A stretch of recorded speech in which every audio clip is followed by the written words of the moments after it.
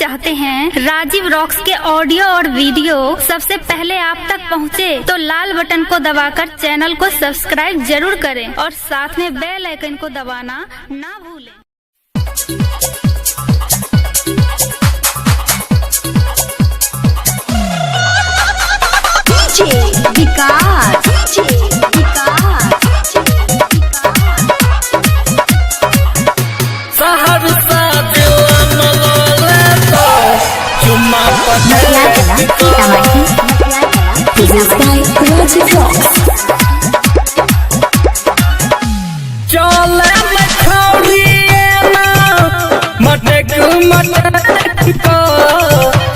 बुझली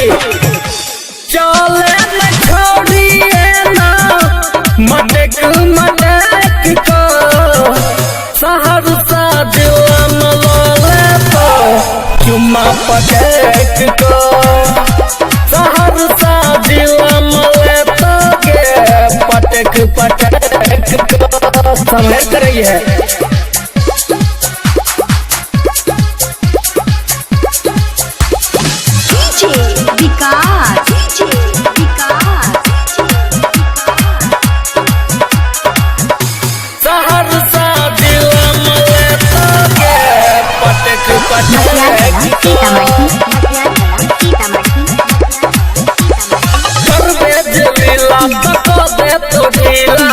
तोहरो जवानी गे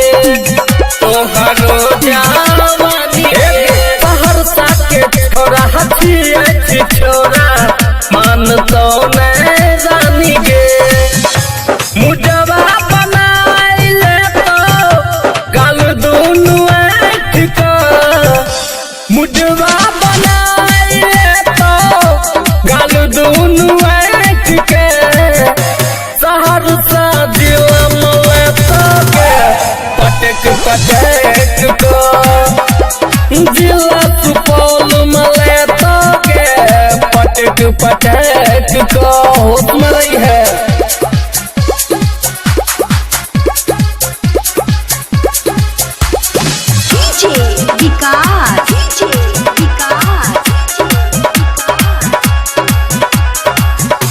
सहरसा जिला मले तो के पटक पटक को छोड़ा दिल को भगू के गीतवा कहतियो बवाल गे कहतियो बवाल गे राइटर सनी सागर जी के चाहता हूँ माल गे राजीव परमानंद संग बाजे हंस हंस के अवधेश मिल संगे बाजे हंस हंस के जिला सुपौल मले तो के चुम्मा पटक के जिला सहरसा मले तो के पटक पटक के